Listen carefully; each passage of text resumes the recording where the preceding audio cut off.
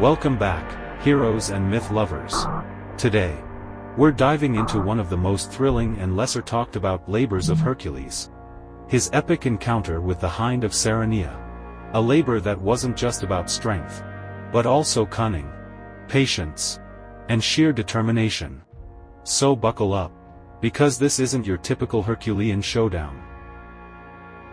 Hercules' journey to redemption continued with his third labor.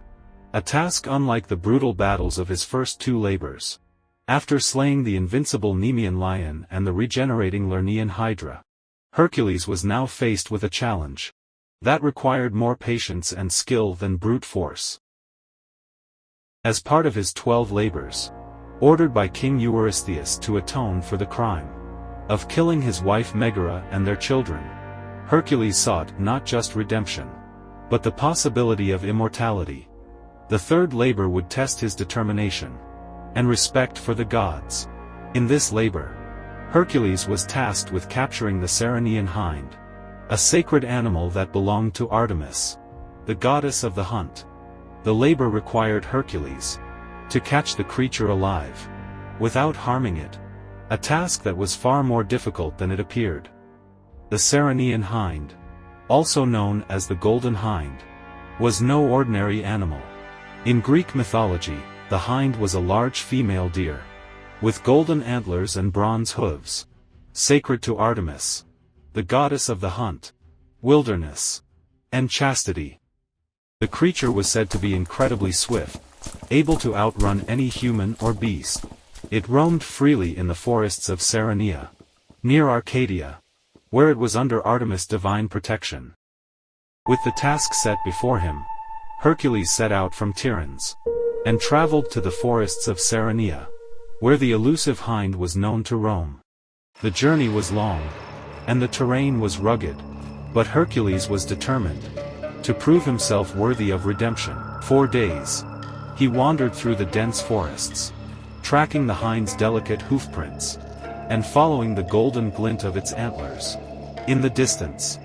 But the Ceryneian hind was elusive, and each time Hercules drew near, it would vanish into the trees. With remarkable speed, for nearly a year, Hercules pursued the hind, showing a level of persistence that few could match. He chased the creature across rivers, through forests, and over mountains, always careful not to harm it. The labor became a test of endurance and patience, with Hercules pushing himself to the brink of exhaustion, in his effort to capture the sacred animal, without incurring the wrath of Artemis. In a moment of rare stillness, Hercules took aim. He used his bow, not to kill, but to wound the hind lightly in its leg, slowing it just enough to catch it. This delicate balance showed a side of Hercules we don't often see: restraint and respect for life. With the hind finally in his grasp, Hercules began the journey back to King Eurystheus. But his troubles were far from over. The goddess Artemis was furious. Her sacred hind, wounded and captured, she demanded an explanation. What could Hercules say to placate a goddess? Hercules explained the truth.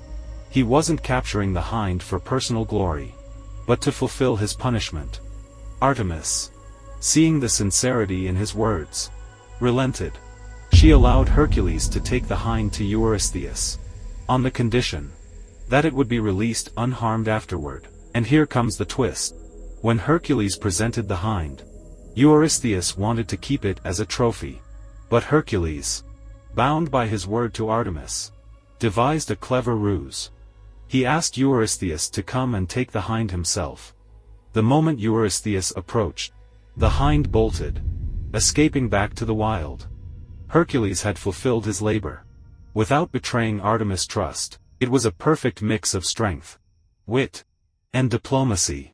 The capture of the hind wasn't just about physical might, but about navigating divine politics, and keeping one's honor intact. And that, my friends, is how Hercules turned an impossible task into a legendary tale of persistence, strategy, and respect.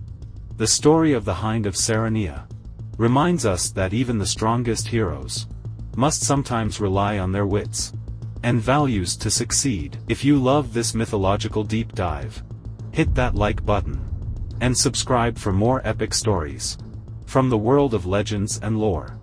Let me know in the comments which of Hercules' labors you'd like us to explore next. Until next time, keep chasing the extraordinary.